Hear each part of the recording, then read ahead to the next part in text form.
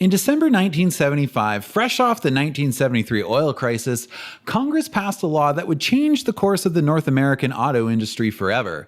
This law was called the Energy Policy and Conservation Act, and it set a scale of fuel economy standards that would take effect with the 1978 model year and then rise each year through 1985. These standards, called corporate average fuel economy, calculated for each auto manufacturer the average fuel economy based on all the models they sold for a given year. It would start at 18 miles per gallon for the 1978 model year, but increased to 27.5 miles per gallon by 1985. This meant in order to meet these standards, all manufacturers would have to offer more fuel-efficient cars in their lineups. Ford of North America knew they needed to build a small car like no other they had ever built before, not only to stay ahead of domestic competition, but also to hopefully stop bleeding off sales to the Japanese brands that were quickly gaining popularity in America thanks to their small, efficient, reliable engines. But competing with Japanese small cars was a tall order for North American Ford. They just didn't have as much small engine experience. But European Ford, on the other hand, was much more well-versed in small engine and small car development due to Europe's demand for them. In general, Europe had higher gas prices, smaller roads, and shorter average travel distances. So it was decided that Ford of North America and Europe would work together to jointly develop a new small car, dubbed the Ford World Car. European Ford would take the lead on engine development since they had more experience with four-cylinder engines, while American Ford was put in charge of the automatic transmission. After extensive research, development, and testing, the final design for North America's version of the World Car was approved in April 1978 and would go on sale in fall of 1980 as an 81 model. The original intention of this World Car approach was for Ford to consolidate the replacements for the American Pinto and the Euro Escort Mark II with one new front drive replacement, a model that would more or less be shared between the two continents.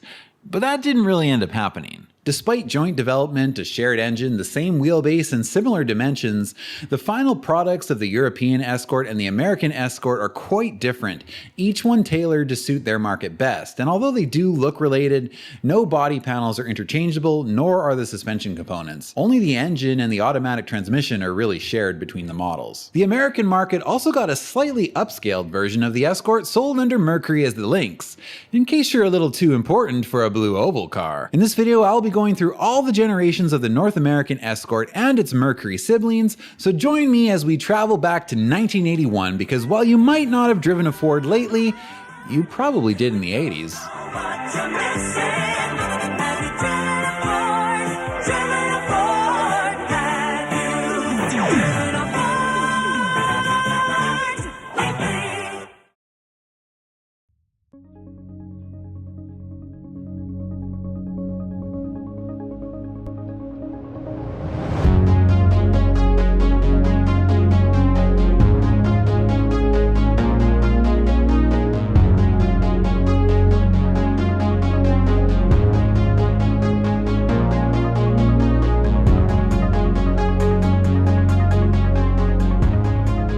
It's time for a new family wagon. A country squire would be nice, but with gas up to $1.38 a gallon, that's just not realistic. What can you get that will be good on gas, but still able to carry your whole family around? How about a Datsun 210 wagon? You need something that will look good in the driveway, something your neighbors can't easily one-up. Luckily for you, Ford has just introduced their new World Car, a small car designed to compete with all those pesky imports, and it even comes in a wagon.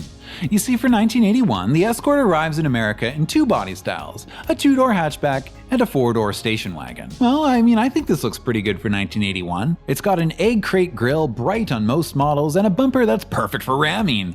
And I'm not just saying that, they even advertised it that way. Ah, the 80s, when bumpers were bumpers. Plenty of chrome trim outlines the windows, the door handles are chrome, and the hatch models, with the exception of the base L trim, have chrome around the taillights too. There's also this World Car Escort emblem on both front fenders, but don't get too used to that, it's only there for 1981. The wagon has a hatch design and taillights and reverse lights that are a very similar design to the bigger Ford wagons, further reinforcing that this just isn't any small station wagon, it's a Ford! It's a big luxury car in a small car package. It's basically a mini LTD. And the mini LTD theme carries over to the interior with a similar steering wheel and gauge cluster that's just as sparse. Of course, you can optionally get this tachometer gauge cluster, which gives you a temp gauge as well, and this is standard in the Sport SS trim, but most Escorts wound up with this simple cluster made with only the bare minimum of gauges arranged in two simple squares. But we are in the age of graphic warning displays, so GLX and above models come with this little panel, which had LED lights ready to warn you of a burnt out headlight, taillight, brake light, low fuel, or even low washer fluid. GLX and above models also come with this upper dash mounted digital clock, which can show the date and elapsed time. One unfortunate thing about this interior is, like most Fords of the era, it has the horn integrated into the turn signal stock. Ford also took a page out of Honda's book and outfitted the Escort with several coin trays, some in the center console and some hidden in the glove box for when you need to park in those more sketchy neighborhoods. Coin trays are of no use to me. You know why? Don't do it. Because my money don't jingle jingle, it folds.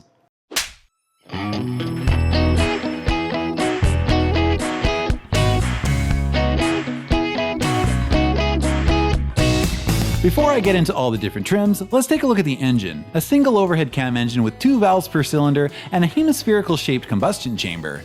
Yes, it's a Hemi. The term Hemi simply means that the combustion chamber is hemispherically shaped rather than the conventional wedge-shaped design. The heart of Escort is the 1.6-liter compound valve hemispherical engine. Its advantages are optimum fuel economy combined with maximum performance. Early model years were carbureted and power is sent to the front wheels through either a 4-speed manual or an optional 3-speed auto, with a rating of 65 horsepower and 85 pound-feet of torque. Maximum performance. It gets 30 miles per gallon, but with a 0 to 60 time of 14.6 seconds, it's kinda slow, even by 1981 standards. There were also smaller displacement versions available in the Euro Escort, including a 1.1 and a 1.3 liter. The 1.3 liter was actually originally intended to be available in the United States as well, but Ford found it to be too unacceptably underpowered for the American market, and I also read they couldn't get it to meet US emissions requirements. It wasn't cancelled as an engine option until fairly last minute though. In some magazine articles that came out prior to the US Escort's release, it is mentioned as an available engine, and in this US promo shot I found,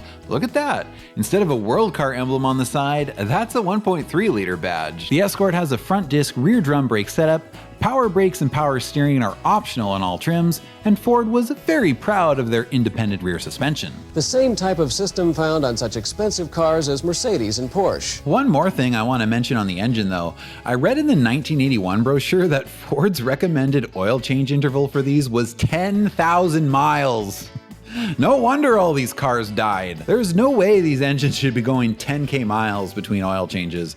I don't even recommend waiting 10,000 miles between oil changes on modern cars that use synthetic, even though many of them do advertise 10,000 mile oil changes. Manufacturers use these long maintenance intervals just so that they can advertise lower yearly maintenance costs.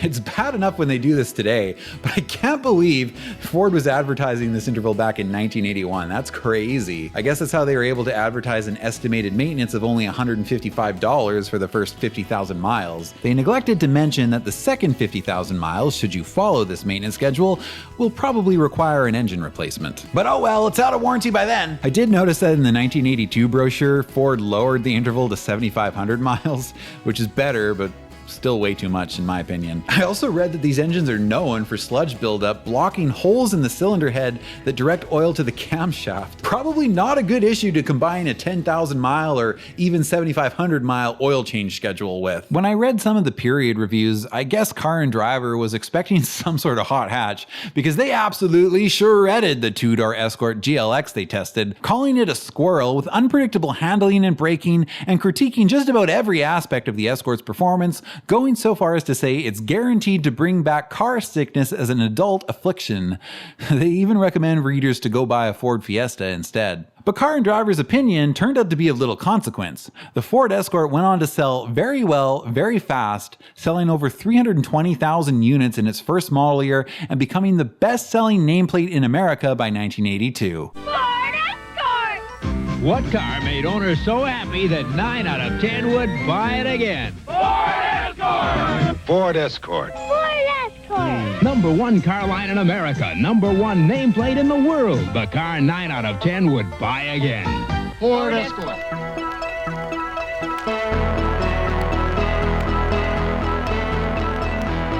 So let's go through the trims you could get yourself an Escort in. There were 5 trims and 2 body styles. You could get blonde, brunette. Oh, sorry, I'm reading another wrong Escort brochure. Your basic Escort will provide you with front disc brakes, power brakes if you get the wagon, 13-inch steel wheels, rack and pinion steering, a black left side mirror, 2 windshield wiper speeds, an AM radio, cigarette lighter, vinyl bucket seats, and a folding rear seat back. The Escort L will get a bright driver's exterior mirror, these bright B-pillar appliques, black painted rocker panels, black paint behind the bumpers, and body side accent pinstriping. The GL trim adds bright window moldings, a body side molding, reclining high back bucket seats with upgraded vinyl, color matched seatbelts, upgraded interior door panels, chrome window handles, this LTD style steering wheel, the coin slots in the center console, a passenger visor vanity mirror, rear ashtrays for your smoking convenience, and extra sound insulation. The GLX is the most luxurious trim and adds to that the option for cloth seats, nicer GLX door panels, dual remote control mirrors, deluxe carpeting, wood accents around the radio and instrument cluster, roof handles with coat hooks, intermittent wipers, the digital clock and graphic warning display, a locking glove box, wider tires, trim rings on the steel wheels, bumper guards and rub strips, electric tailgate release on the hatchback models, and the light group package. Many of these features like the light group, the graphic console display, and the digital clock can be added as options to the lower trims. The SS grade was sort of supposed to be a performance trim, although it doesn't actually come with any performance upgrades except for larger tires and an upgraded suspension called the handling suspension, which you could optionally add to any of the other trims anyways if you wanted. The SS model is essentially an appearance package with a blacked out grille, black window trim, black sport mirrors, one for each side even, and some SS lettering and striping, as well as the tachometer gauge cluster package and deluxe sound insulation. Unlike the later GT models, you could actually get the SS trim in a wagon, which is pretty funny. Of course, there are more options you can add to any model, like air conditioning, tinted glass, a luggage rack, a manual pop-up sunroof, a rear wiper washer, power brakes, power steering, aluminum wheels, and even a Squire package to the wagon if you want that wood grain look. But you know which one you're buying. Your family needs a wagon and you need the top luxury GLX grade. Let's see Jeff one up this one. Hey Jeff, check out my new station wagon. It's the new Escort from Ford. Yeah, it's the top GLX trim. Oh, very nice. Looks similar to the LS wagon I just got. LS? I don't remember seeing that one at the Ford dealer. Oh, no. I got this from the Lincoln Mercury dealer. It's a Lynx. I don't shop at Ford like some common peasant. Congrats on your new Ford, though. Ugh. Now I'm the 1 out of 10.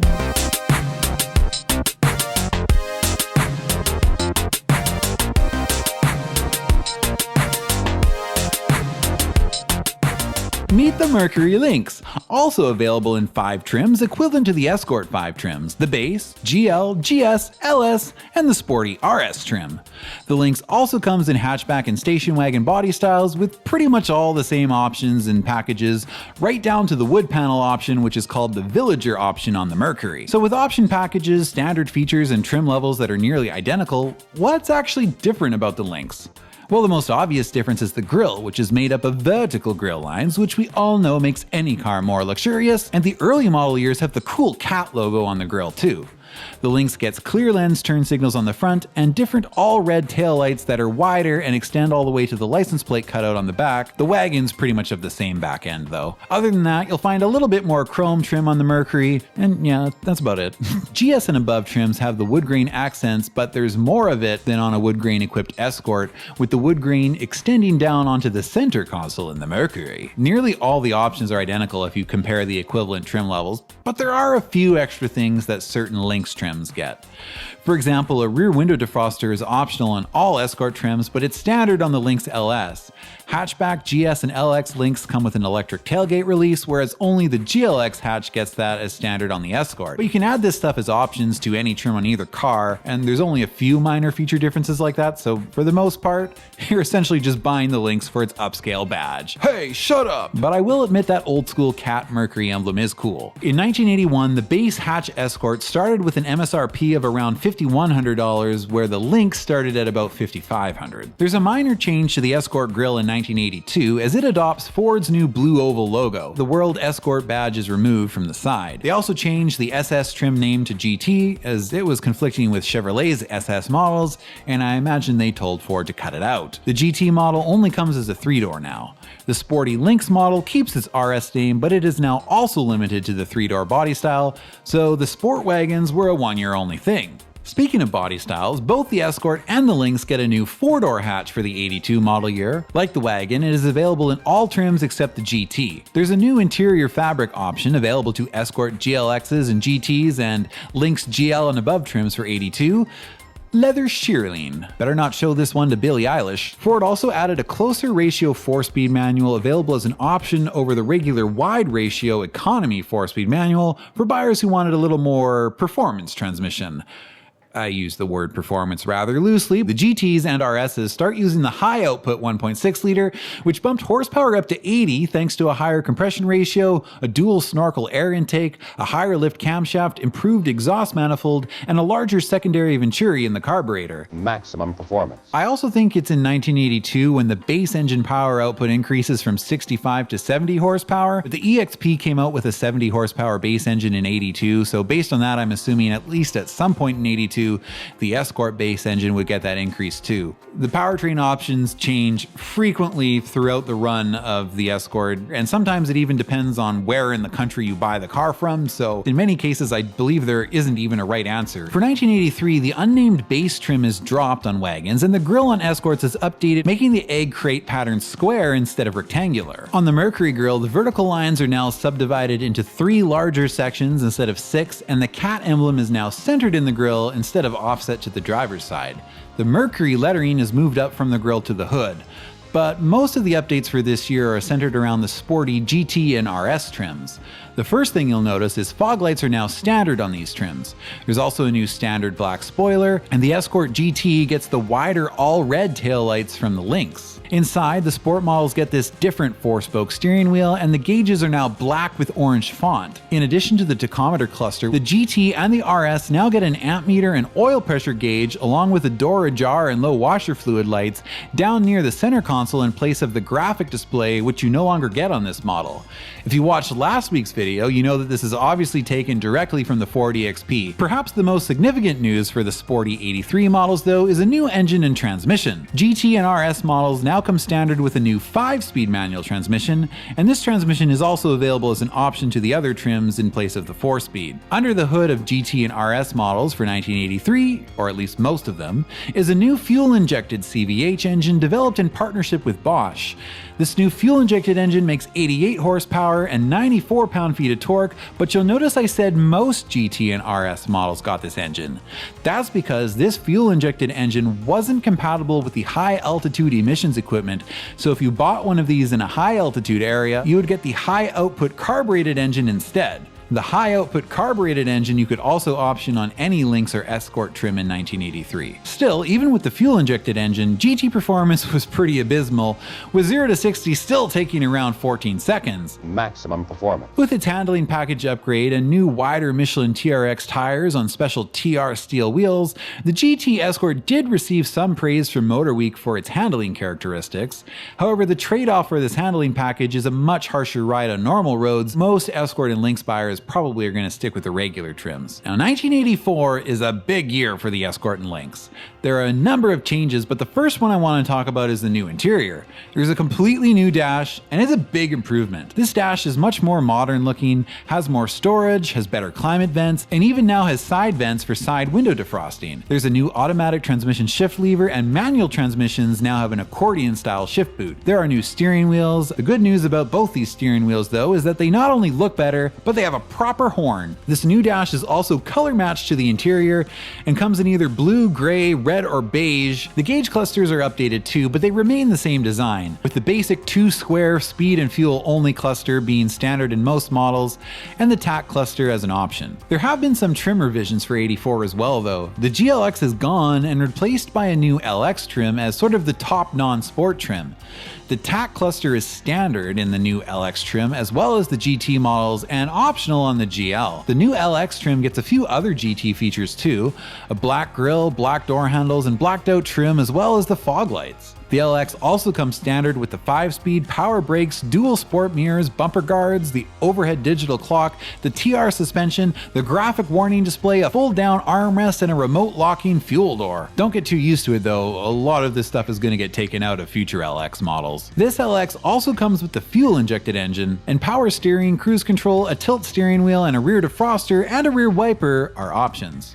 A new option available to all trims GL and above is power door locks. As per usual, the Lynx follows pretty much the same story, with its top LS trim replaced by a new LTS trim, which is just like the new LX Escort trim, essentially giving the Lynx some of the sporty RS features like the black trim, grille, and fuel-injected engine. For some reason, not the fog lights though. What? Why? Oh, this weather. F this, I'm calling in sick. But we are not done with the 1984 changes yet, because there are now 2 GT versions and 2 Lynx RS versions, one with the fuel-injected engine now shared with the LX and LTS, and one with a new turbo engine, the same turbo engine found in 1984 Ford EXPs. The turbo engine does bring a pretty significant power increase, with horsepower and torque both up to 120. Turbo models also come with a special performance suspension, standard power steering, wider tires, still the TRX ones that you'll never be able to find nowadays, or probably even by the 90s actually. The graphic warning display is standard on GTs and RSs once again, taking the place of the amp meter and oil pressure gauge that came from the EXP in 1983, so that was just a 1-year only thing. While I'm sure the Escort Turbo really increased performance, it doesn't seem like it was too popular, and while the Escort in general was selling well, I don't think very many people opted for the GT Turbo, and I even read that estimates are there were only about 1,000 of them sold for the 1984 model year, and an unknown number sold for 1985, but that was only a half year because there's a big update coming for 1985.5. So there can't be very many GT turbos out there, but even rarer than that would be a Lynx RS Turbo, as the Lynx never sold anywhere near the levels of the Escort did, but also the Lynx RS Turbo only existed for 1984, it didn't even get a half 1985 year. The 1985 Mercury brochure shows a very slimmed down Lynx lineup with no RS trim at all, just a standard model, an L model, and a GS. I do find that a little bit strange. I get discontinuing the sport trim, that never really made sense on the Mercury and I'm sure no one was buying it. But now there's no LX equivalent Lynx. The top GS trim is only GL equivalent. There is no fuel-injected Lynx for this year. I also read that Lynxes came with more standard content in Western states. That means for 85 anyway. L and GS Lynxes in California, Oregon, Washington, Alaska, and Hawaii came with a tachometer instrument cluster, intermittent wipers, the high output engine, the 5-speed transmission, the AM/FM radio, and on the GS, the handling package. Another thing to note is on both Lynxes and Escorts, engines, transmissions, and even many of the options continue to vary based on altitude and even by state. So I'm definitely finding that domestics during this time period at least are not as predictable as the imports and just have way more model variations, sometimes based on what part of the country you buy the car in, and there's lots of yearly and even mid-year changes. So while I'm giving you a very good overview and definitely the deepest dive on YouTube that anyone has ever done on the Ford Escort and Mercury Lynx, I think that's fair to say, I don't think it will be possible for me to find every single option or model variation there is. So it's very possible that some of you out there will have owned a Lynx or Escort that doesn't perfectly jive with the specs I found. Like someone might comment, hey, I do have an early 1985 fuel injected Lynx. And I'll have to be like, yeah, okay, you probably do. I might have an 85 brochure from Michigan printed in January, but he might have bought a Lynx in February from a dealer in California, and they could be quite different. As excited as I am to jump to the 85.5 update, we are still not done with the 84 and early 85 models because there is yet another new powertrain option, a diesel engine, which seems to be available as an option to L or GL Escorts and L and GS Lynxes. The diesel engine comes from Mazda. Remember that Ford had a 24.5% stake in them during this time. It's a 2-liter and definitely a fuel economy option for those that are in no rush, being that it is rated at just 52 horsepower.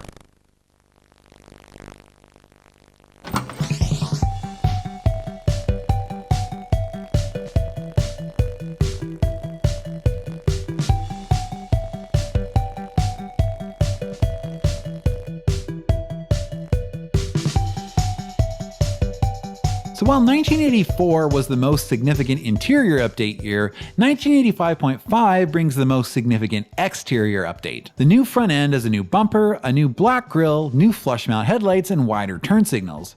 There are also some new steel wheels and a new taillight design on the hatchbacks. One cool design feature they added to these cars with this update is a drip molding around the roof. In most cars, or many cars anyway, when you open the door in the rain, water from the roof often drips inside the car or runs into the door frame or drips on you. But Escorts and Lynxes have these drip moldings that work like gutters to channel the water away from the doors like a gutter system, and it drains it out onto the back hatch. Pre-85.5 models had a chrome molding here, which does look nicer, but probably wasn't as functional. Predictably, the Mercury gets pretty much the same update with clear lens turn signals and a grille with more upscale vertical lines. Unfortunately, the cool cat Mercury emblem is gone now, replaced by the standard Mercury logo on both the grille and steering wheel. The Lynx continues to be available in a very slimmed down trim line, compared to the Escort, just standard L and GS. Mind you, the Escort trims are slimmed for 85.5 as well, with the GT and LX trims taking a half year off. The Escort now comes in base, L, and GL, but it's not really that simple because there is also Select L and Luxury GL. Along with this update comes a larger engine, a 1.9 liter, still carbureted for now, rated at 86 horsepower and 100 pound-feet of torque.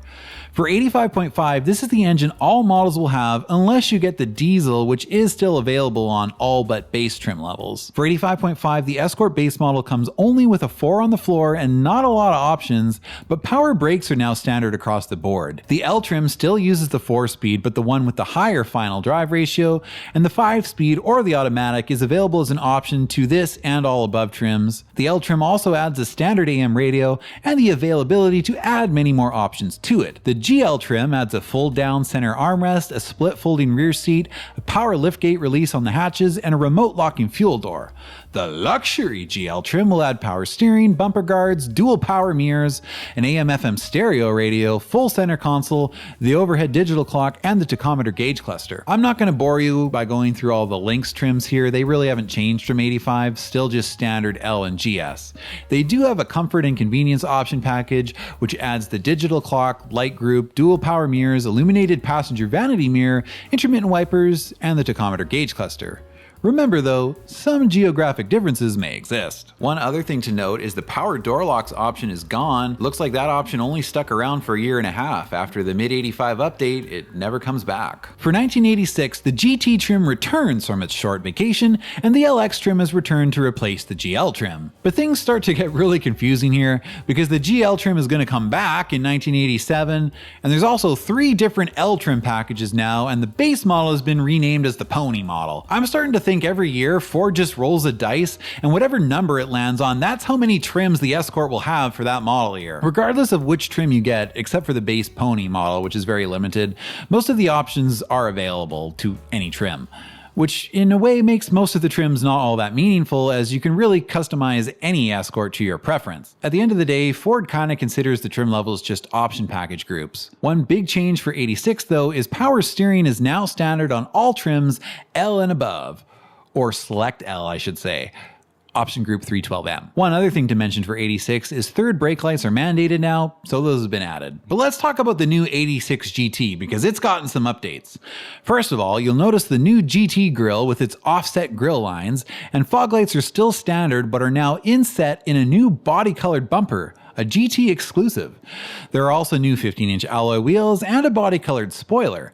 The taillights of the GT are also still all red like on the Lynx. Ford had to use up all their extra red lens taillights somewhere. The Lynxes ain't selling. Under the hood of the updated GT is what Ford calls the high output version of the 1.9 liter engine, which is multi-point fuel injected and rated at 108 horsepower and 115 pound-feet of torque. It's still paired to the 5-speed manual transmission, and this will be the engine the GT uses throughout the remainder of this generation, although it will get one update. On the Mercury side of things, the Lynx actually brings the sporty trim back for 1986, but it's now called the XR3 instead of the RS to align its branding with the Cougar XR7 and the Topaz XR5, although I don't think that one was out yet. Also for 1986, both Escorts and Lynxes get this new steering wheel, which will be used on all trims from this point forward. In 1987, all Escorts are updated with a body-colored grille, which definitely looks better, and the base engine gets its carb swapped out for a throttle body injection system, and this gives it a slight power bump to 90 horsepower and 106 pound-feet of torque. Both the Pony, which now replaces the L trim, and the GL come standard with the 4-speed manual, but the 5-speed is an option. There doesn't seem to be an LX trim or LX group option package this year, just the number the dice landed on for this year, I guess. 1987 is the last year for the diesel engine and the last year for the Lynx. I'm a little sad to see the Lynx go, but judging by how infrequently I've ever seen Lynxes, even back in the day when you did used to see a lot of Escorts, they just weren't selling. It's interesting though, because when it came to many of the other Mercury clones, like the Mercury Topaz and the Mercury Sable, they seemed to sell pretty well. I remember seeing plenty of those, but for whatever reason, the Lynx just didn't seem to sell at the same ratio to its Ford counterpart as most of the other Mercurys did. Maybe this was because the Escort was more of a lower end economy car compared to the Taurus, which was definitely a step up, and even the Tempo was really. So not as many people in this market segment were willing to pay a little extra for a fancier badge. Or maybe they just needed to give it a light grille. Now the Lynx was replaced, but it was replaced with the Mercury Tracer. Now the Tracer, you could call it the Mercury version of the Ford Laser, which we didn't get here, but both the Laser and the Tracer are based off the Mazda 323, built on the 323 platform using a Mazda engine and transmission. I'm not going to cover the first gen Tracer in this video. I'll cover the second and third gen, of course, but the first gen doesn't really have anything to do with the Ford Escort. I'll cover this one when I do the Mazda 323. This brings us to 1988.5, the last significant update for the first gen Escort. This is where things really start to look familiar to me, since as I mentioned, our family car growing up was an 89 LX wagon. Yes, the LX trim comes back for 1988.5. Now with this update, the back of the wagons doesn't really change, save for another new bumper, all plastic this time, and it loses the chrome trim around the rear window. Hatch models though have a completely new taillight design and a new rear fascia with this black trim, and I think this looks a lot better and a lot more modern. The front bumper is updated to mostly plastic too, although it does get a little chrome trim strip, and the design of it does fit a lot more flush with the front end, so it does kind of make it look more modern. All models also now have black door handles and black windshield trim. The GT keeps its 15-inch alloy wheels, and it gets a new grille. The GT engine gets a revised camshaft and roller lifters, bumping its horsepower rating to 115 and torque to 120. Now I ran into something a little strange in the 1988.5 brochure. All the Escorts in this one have the clear lens turn signals from the Mercury Lynx. They have the correct lights in the 89 brochure. Maybe they were originally planning to switch to these clear turn signals in 85.5 now that the Lynx was gone, but then they changed their mind at the last minute for some reason. Inside, all models now have black plastic window roll downs, and the LX gets this updated fabric pattern. These LX seats are actually really comfortable. Trim levels, excluding the EXP, are now just Pony, LX, and GT. There's no more GL. Over the Pony, the LX adds this luxury cloth, a body side pinstripe, a lift gate ajar light on the wagon, child locks on the rear doors, and an AM radio. But there are many more options available to the LX, including air conditioning, dual electric mirrors, body side moldings, a roof rack for the wagon, a rear wiper, a rear defroster, air conditioning, power steering, that's optional again, cruise control, a tilt steering wheel, the overhead clock, the tachometer gauge cluster, the light group, a remote locking fuel door, remote lift gate release on the hatches, and of course many different radio options. You could also select a special value package for the LX. There was a manual and an auto version, and that package would come with power mirrors, body side moldings, the full wheel covers, power steering, intermittent wipers, the overhead clock, the rear defroster, the light group, the tack cluster, the remote hatch release on the hatches, the remote fuel door, and the AM/FM radio. Not much changes for the final 89 and 90 model years, but one change I did find between 1989 and 1990 is for 1990 they added rear shoulder belts. You can see they reuse one of the 1989 pictures in the 90 brochure, and they just airbrush in some shoulder belts. It's pretty common they do stuff like this in brochures actually. So what do I think of these?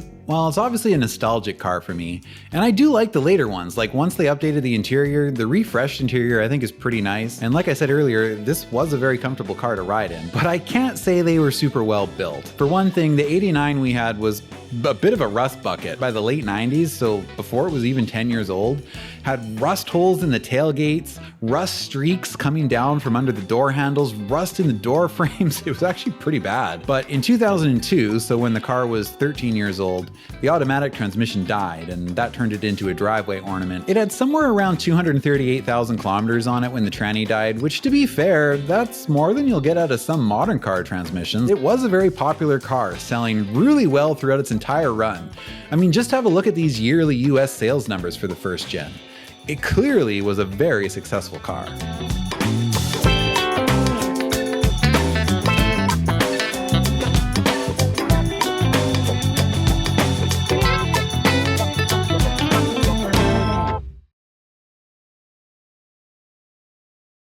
Ford sold in the neighborhood of 3.7 million Escorts in North America during the 1980s, so whether or not you like the car, you can't say it wasn't a success. And whether or not you want to call the Escort a world car, the first gen had European influences, at least throughout the development of the initial platform and engine. For the second generation, however, international influence would come from another part of the world.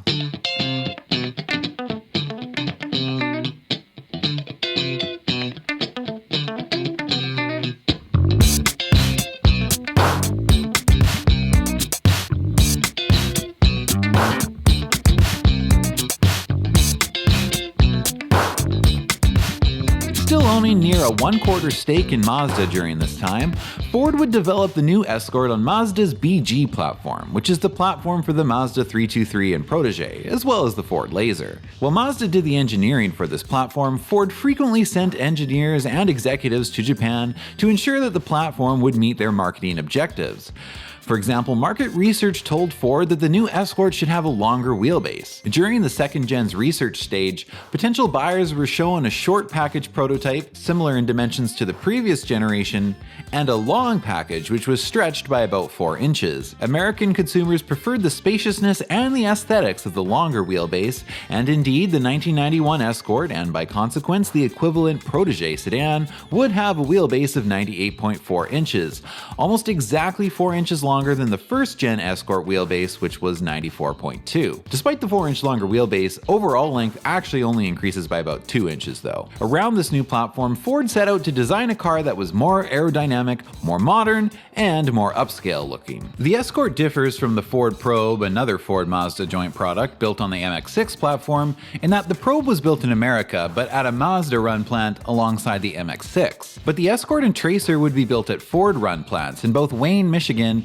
and Hermosillo, Mexico, which is the plant the first gen Tracer was built at. The program under which this Escort was developed and built was internally designated as the CT-20 program, and Ford invested nearly $2 billion into this program, and one of Ford's top priorities with it, aside from meeting the CAF standards, was total quality excellence. The fit of the front fender was not correct. Now I'm sure this is just a one-off, but what baffles me is, how did this get sent off as a press car? No one at Ford noticed this?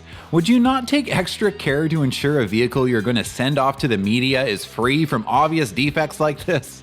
Come on, Ford! For 1991, the Escort came in the same body styles as before, 2- and 4-door hatchback sedans and a station wagon. There's definitely a lot of Ford Taurus influence here, isn't there? Particularly the grille and the back of the wagons. I actually don't mind the look of it, but it sure would look better with body-colored bumpers. But that's a feature reserved only for the sporty GT model or the Mercury version for now. Car and Driver had an interesting opinion, stating, quote, "How nice it would have been if the new Escort looked more like the Taurus and less like the previous Escort." What? They want it to look even more like the Taurus? Isn't this close enough? Look, if you want every single model to look the same, just wait another 2 decades or so. I think the new interior is pretty decent for what it is. It shares only the radio with the previous generation, and it actually has some semi-usable cup holders. Well, they do look pretty shallow, but they might hold a soda can at least. But all in all, I think this interior is fine. A nice, simple, non-complicated design and layout. Better than most GM interiors of the era anyways, although that's a pretty low bar. Ford interiors didn't degrade into cheap-looking garbage until the late 90s, in my opinion. We'll get there a little later in the video. Trim levels are Pony, LX, and GT. The base gauge cluster at least gives you a temp gauge now, as well as this little arrow that indicates which side of the car the fuel door is on, in case you're an NPC. The TAC cluster comes standard in the GT, and as part of an option package you can add to the LX, which also adds power door locks on the 4-door models, speed control, and a tilt steering column. The base Pony model comes in 2-door only, and it's pretty basic, but comes standard with a 5-speed manual, a passenger side visor vanity mirror, mirror, a one-piece rear folding seat back, and these basic bucket seats. It only gets a driver's side mirror and has 13-inch steel wheels, and the rear quarter windows do pop open. You can add some options to the Pony, including a rear window defroster, AM/FM radio, a cassette radio, and an automatic transmission. LX comes in 2-door, 4-door, or wagon, and adds child locks on the rear doors, a standard AM/FM radio, cloth bucket seats, a 60/40 split folding rear seat, body side moldings, and full wheel covers. You can add all the Pony options to the LX, plus power steering, air conditioning, the luxury group, which is that TAC package I talked about, and a moonroof. Unless it's a wagon, in which case instead of the moonroof you can add a roof rack and a rear wiper. There's also a convenience package you can add, which includes dual power mirrors, remote fuel door and hatch release, map lights, cargo area light, engine compartment light, dual illuminated vanity mirrors, removable cup holders, and an illuminated ignition bezel. Ford's preferred option group package that you can order includes this convenience group, as well as power steering and the rear defroster. The GT comes standard with all the LX stuff, the convenience group, power steering, the cassette radio, body colored bumpers, fog lights, 15-inch alloy wheels, body colored side moldings, a unique grille, a spoiler, and this faux tail light trim across the trunk lid. I think the light trim on the trunk and this grille, which is a throwback to the 86 GT grille, really make this model look a lot cooler. I found a picture of the original GT design, or at least one of the original GT designs, that was shown to Ford executives for approval, and you can see it's pretty similar. They didn't end up going with these wheels, although I think they should have, and the grille gets changed from a single horizontal slat to these 8 ovals, I guess you would call them. But you know where these 8 ovals come from? The signature of one of the Escort designers, Mark Conforzi, who originally worked in Europe on the Euro Escorts, but in 1985 came to the US to work on the second-gen American Escort. The preferred option package for the GT includes the luxury group, air conditioning, the rear defroster, and inside the GT you get sport bucket seats with more bolstering, red piping on the seats and door panels, and of course the tachometer gauge cluster. But what really sets the GT apart is what's under the hood, so let's take a look at the Escort's powertrains, or power teams as Ford likes to call them. Non-GT models use a revised version of the 1.9 liter, now with distributorless electronic ignition and multi-point sequential fuel injection. A sophisticated computer with a whole 32 kilobytes of memory oversees the operation, controlling things like fuel mixture and engine timing. On paper, the power ratings would lead you to believe that this revised engine performs about the same as last year, with torque up by 2 and horsepower down by 2. But in reality, this updated powertrain gets power to the actual pavement much better, even with 13-inch tires struggling to keep up. 0 to 60 on a manual sedan is down to 10.4 seconds, and an automatic wagon is only about a second slower. Brakes continue to be front disc rear drum, except on the GT, which now gets 4-wheel disc brakes, and both the 5-speed manual and optional 4-speed automatic now come from Mazda. Under the hood of the GT model, don't let that valve cover fool you, it's all Mazda. It's a 16-valve, 1.8-liter dual overhead cam engine rated at 127 horsepower and 114 pound-feet of torque, with a 7K redline.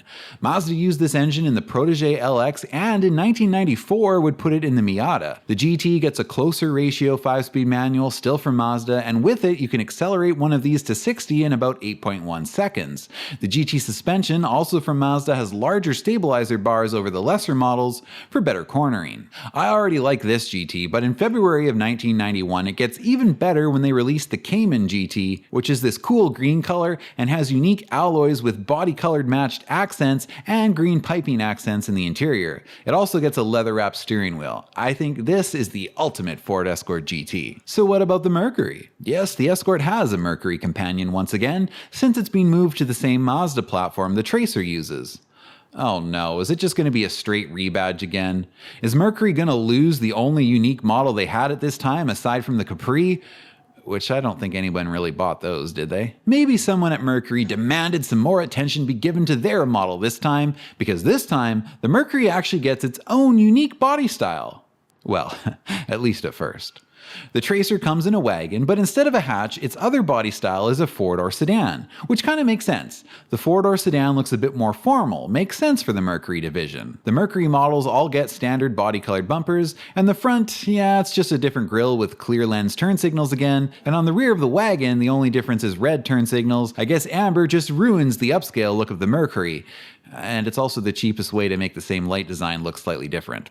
But the sedan body style gets a bit of its own look and has taillights that kind of follow the same theme as the Topaz and Cougar. Of course, the interior is very similar to the Escort, but it does get its own 4-spoke steering wheel, and the tack cluster is standard on all trims. And it actually gets a little bit of a unique dash design.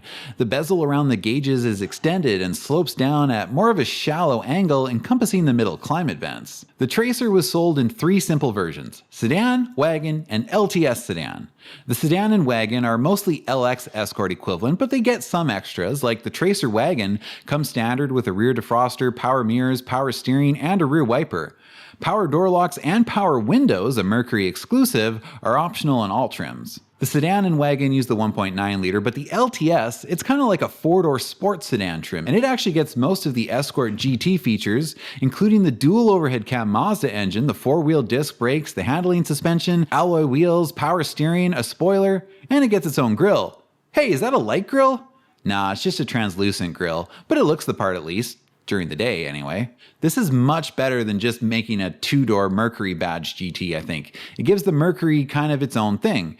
If you want the GT performance but you need 4 doors, you can get the Mercury. The sedan body style kind of makes sense for the Mercury division, and at least gives some people a reason to buy the Mercury. Finally, we're tired of being the forgotten middle child. However, this victory for Mercury was short-lived, because in 1992, Ford adds a sedan to the Escort line. It looks just like the Mercury, and even worse, it's available in LX or LXE trims. And as I'm sure you can guess, the LXE is LTS equivalent, with the dual overhead cam Mazda engine and everything. Oh, they've also added power windows as an option to LX and LXE Escorts, and all Escorts except the Pony get body-colored bumpers now. This is outrageous! Are you trying to kill the Mercury division? The sedan was supposed to be our thing. Now you've given Ford the exact same car, and they even get 2 trim options for it. Oh, now you're exaggerating. We didn't give Ford the exact same car. Huh? What's different about it? And don't tell me the grille. Well, for one thing, the tachometer isn't standard on the Escort. It's in the preferred option package, which we do expect to sell on most cars. That's not enough! Most Mercury buyers don't even know how to read a tach. Mark my words, the Mercury division is on borrowed time. Well, that sounds like a you problem.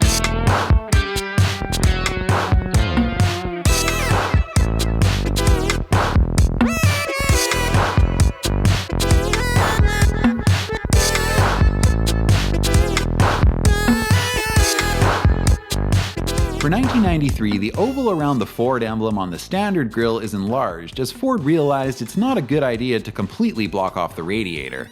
The GT gets new alloy wheels, and the lower trim wheels are upgraded from 13s to 14s and get new wheel covers.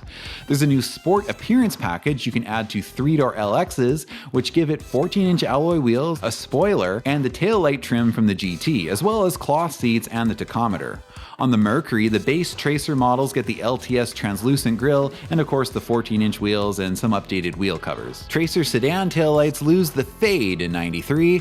I'm not sure how else to describe that, but you'll see what I mean when I put the pictures on screen. And the LTS gets a different spoiler. For 1994, a driver's airbag is added as standard to Escorts and Tracers, and as a side effect, they now share the same steering wheel design. The Escort sedan gets updated taillights, I guess to differentiate it a little more from the Tracer. Now these look like turn signals, but it's just a yellow line. They just changed the black trim to amber, basically. Actually making these functional turn signals would have involved, like, you know, changing the design of the taillights and adding another bulb, and I mean, come on, we're not going to spend that much money on an Escort update. They did also give all Tracer models standard power steering starting in 94. Damn Mercury whiners better be happy now. ABS is added as an option to the GT model, and there's also a new Sunrise decor package for the GT. Basically a red version of the previous Cayman GT package. Hey, can we get ABS on the LTS? No. There are new radio designs, both for the cassette, and there's a new optional CD player as well. But both units are a step backwards because they replaced all the knobs with push buttons, even the volume knob. Who is the person that designs these faceplates? Seriously, why would you replace a volume knob with push buttons? And this happens all the time, with all manufacturers. Well, that's me. I just think push buttons look more flush, you know, and I just want a volume knob. For 1995, a passenger airbag is added as standard, and this required a little bit of a redesign on the dashboard. So now the dash looks exactly like the Mercury dash. There's a trio package you can now get on Tracer sedans and wagons. It gets you a leather-wrapped steering wheel, 7-spoke alloy wheels, not unique ones though, they're from the Escort LXE, a deck lid spoiler, and a trio decal on each fender. The final model year for this generation was 1996, and it didn't really get any changes. I do quite like the GT for this generation. I like the bright 90s colors it comes in, and I like this Mazda powertrain. This generation also sold quite well for Ford. It didn't have as long of a run, but if you compare the yearly production numbers, while it didn't quite hit the same highs as some of the first gen years did, these are still pretty strong numbers, although it failed to meet Ford's rather optimistic target they had set for themselves of 500,000 units per year. But there's one more Escort generation, so let's see what that one can do. You're gonna give us something different this time, right? Huh? Oh, yeah, of course. Don't worry about that. Get out of here.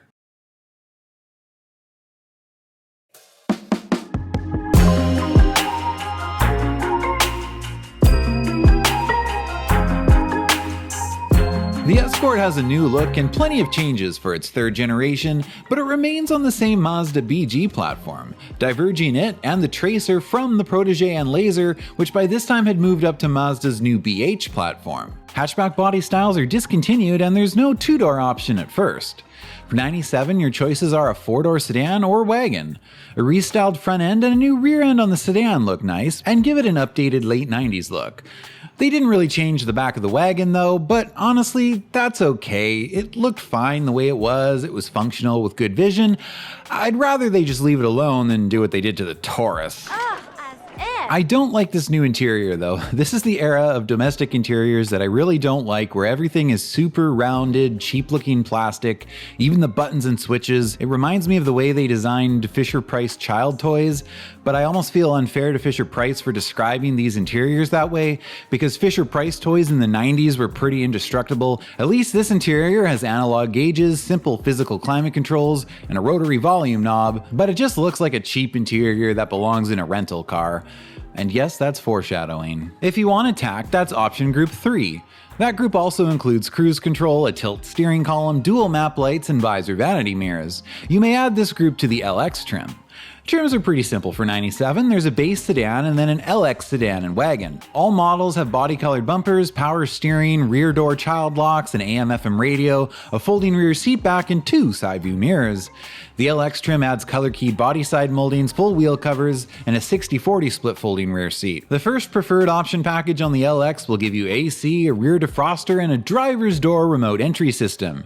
You get 2 remotes, but they will only unlock and lock the driver's door and the tailgate. Now you might be thinking why? On most cars with keyless entry, even in the 90s, you press unlock twice, it does all the doors.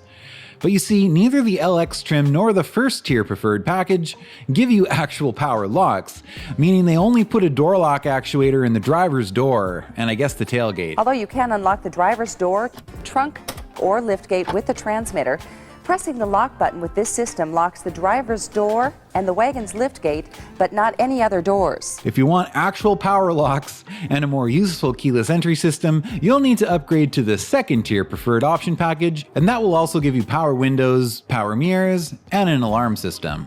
A roof rack and rear wiper are part of a wagon group option package, and there's also a sport package for the sedan, which gives you 14-inch alloy wheels, a spoiler, a bright oval tip exhaust, sport seats, the tack cluster, and a sport graphic on the fenders.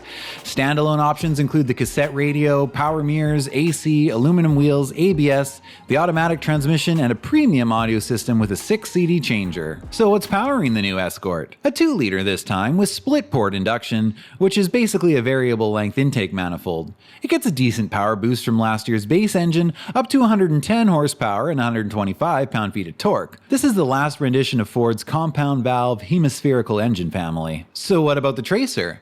Well, it gets a different front bumper, different wheel covers, and on the sedan, the trunk trim is red instead of black, giving the taillight sort of a one unbroken line design. That's about it. Well, we're not going to be selling many of these. No, you're not. In fact, this generation Tracer wasn't even sold in Canada, either because the second gen had sold so poorly here, or maybe Ford already knew they were planning to pull Mercury from Canada soon. Tracers were sold in a base GS trim and an upper LS sedan and wagon, and it's all very similar to the Escort, but the Tracer does get a standard tack on LS trims, and you can add power door locks and power windows to any trim. LS wagon Tracers also get a standard rear defroster. There are similar preferred option groups, including the keyless entry options, and the Trio package is equivalent to the Escort Sport package, but also includes fog lights.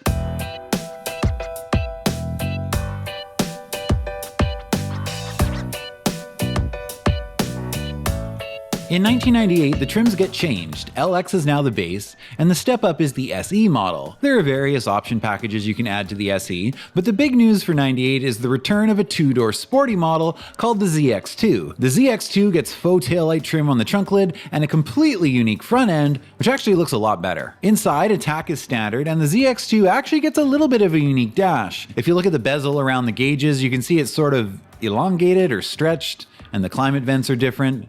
I guess it's a little more sporty. I don't know. It still kind of sucks. But the main attraction for the Sport ZX2 model is, of course, its powertrain.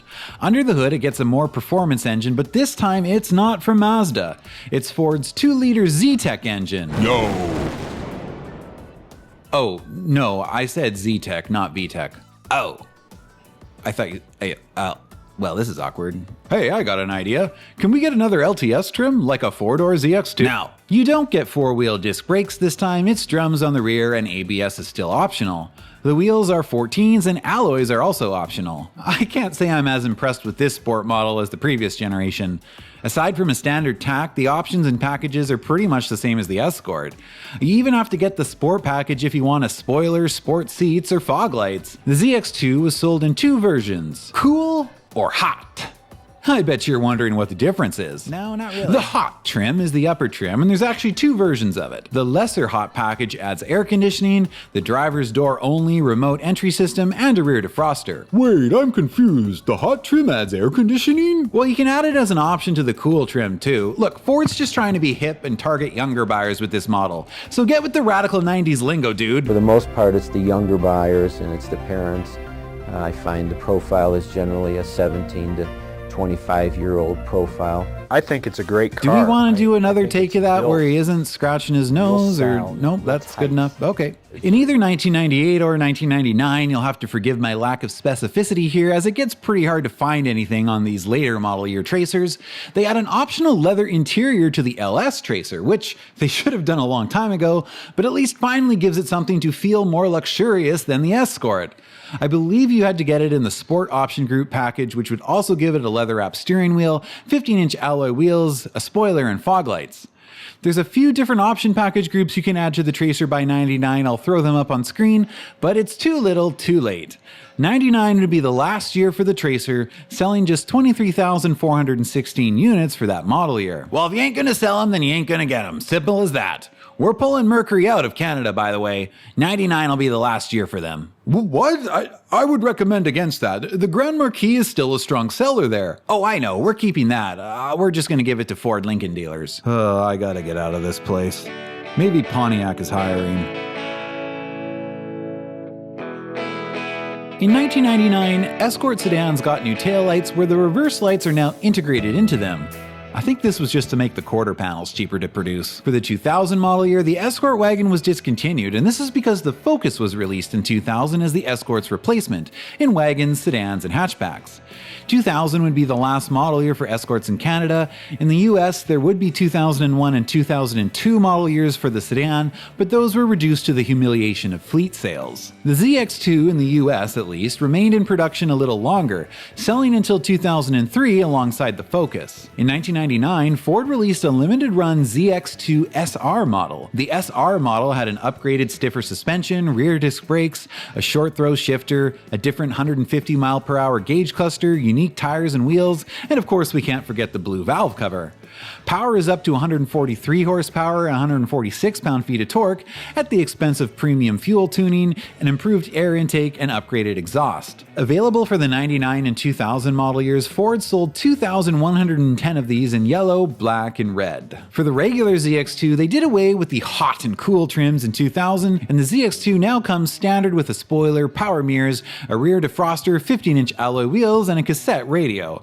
Air conditioning, a power moonroof, ABS, chrome wheels, leather seats, and a CD changer were options. You could add a power group to get power locks, windows, and alarm. A comfort group gives you map lights, a leather-wrapped steering wheel, a tilt steering column, and cruise control. Also starting in 2000, the ZX2 was no longer referred to as an Escort trim, but simply the Ford ZX2. For 2002, Ford brought back differing trim levels to the ZX2. There is now a base, a deluxe, and a premium version. The deluxe trim adds air conditioning, cruise control, a leather-wrapped steering wheel, tilt column, and map lights, and the premium adds power windows, power door locks, keyless entry, and fog lights. For its final 2003 model year, the ZX2 gets a new front end, which is kind of a funny thing to do for the last model year. Maybe they weren't originally planning to cancel it at the end of 03, I don't know. Engine torque goes up by 8 pound-feet, and there's a new standard radio. Cassettes were getting pretty outdated by 2003, and the original integrated radio cassette climate unit design wasn't made to accommodate an in-dash CD player, so they just made a cutout in the faceplate and shoved a standard single-din CD player in. The Focus, which replaced the Escort, was much more of the world car that the Escort was originally intended to be, one model shared across the continents with only minor changes. Maybe the Escort doesn't qualify as a true world car,